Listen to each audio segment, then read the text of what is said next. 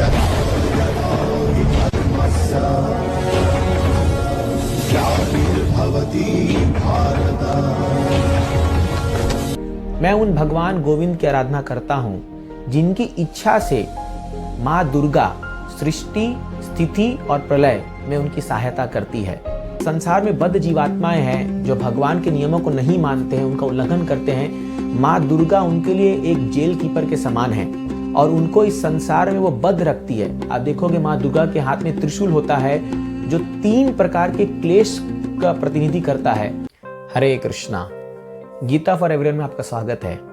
तभी नवरात्रा के दिनों चल रहे हैं और दुनिया भर में लोग माँ दुर्गा की उपासना कर रहे हैं। तो आइए हम माँ दुर्गा के बारे में कुछ जानने का प्रयास करें। ब्रह्म संहिता में ब्रह्मा जी कहते हैं, सृष्टि स्थिति प्रलय साधन शक्ति रेखा छाएव यस्य भुवनानि विभर्ति दुर्गा इच्छानुरूपम अपि यस्य च चेष्टते स गोविंदमादि पुरुषम तमहम भजामि। मैं उन भगवान गोविंद की आराधना करता हूँ जिनकी इच्छा से माँ दुर्गा सृष्टि, स्थिति और प्रलय में उनकी सहायता करती है। तो एक्चुअली जो माँ दुर्गा है वो भगवान की ही शक्ति है।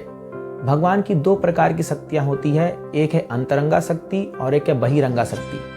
अंतरंगा शक्ति जो होती है वो उनको योग माया कहते हैं, जो भगवान को आध्यात्मिक जगत में उनको सहायता करते हैं उनकी लीलाओं में। और जो महामाया होती है वो इस जगत में, भौतिक जगत में भगवान की सहायता करती है बद्ध जीवात्माओं को अनेक सुविधाएं प्रदान करने के लिए और उनको बद्ध रखने के लिए। तो जब भगवान इस सृष्टि में अवतरित होकर आए थे भगवान कृष्ण के अवतार में, तो जो 7वां गर्भ था देवकी के गर्भ में, जो बलराम जी अवतरित हुए थे, उनको स्थानांतरित करना था देवकी के गर्भ से रोहिणी के गर्भ में। और ये स्थानांतरित करने के लिए उन्होंने इस महामाया जो दुर्गा देवी है उनको ही ये कार्य सौंपा था।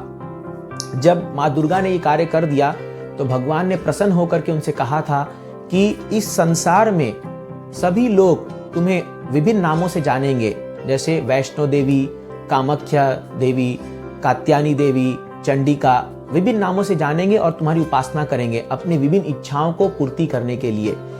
तो भगवान के ही कृपा से आज आप देखते हैं इतने जगत में इतने प्रचुर मात्रा में कई लोग माँ दुर्गा की उपासना करते हैं और उनके भक्त हैं।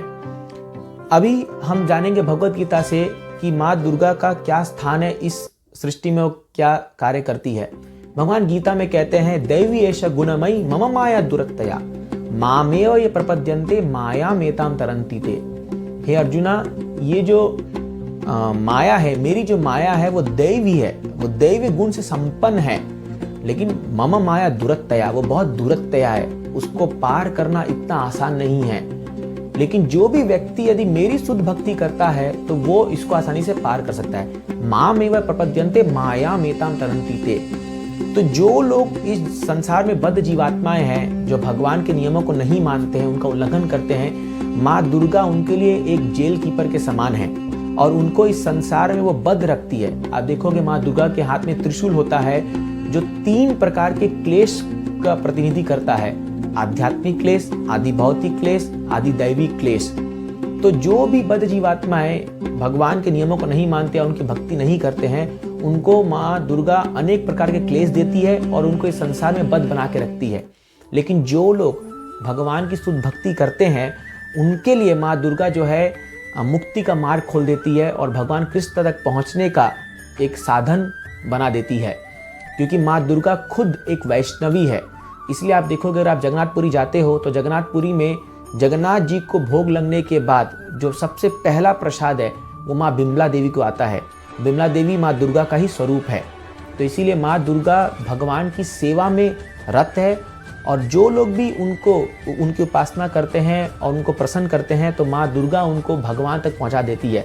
इसीलिए इस नवरात्रि में हमारे लिए सबसे अच्छा कार्य यही होगा कि हम माँ दुर्गा से ये प्रार्थना करें, उनकी उपासना करें, निस्वार्थ भाव से उनकी उपासना करें और ये प्रार्थना करें कि हे माँ दुर्गा, मुझे भी आप भगवान कृष्ण तक पहुँचाइए और उनकी शुद्ध भक्ति प्रदान करें। अगर हम ये प्रार्थना करेंगे तो माँ दुर्गा की कृपा से हम भगवान की भक्ति करके इस संसार से, इस भौतिक जगत से मुक्ति प्राप्त करके उनके चरणों में नित्य स्थान प्राप्त कर सकते हैं।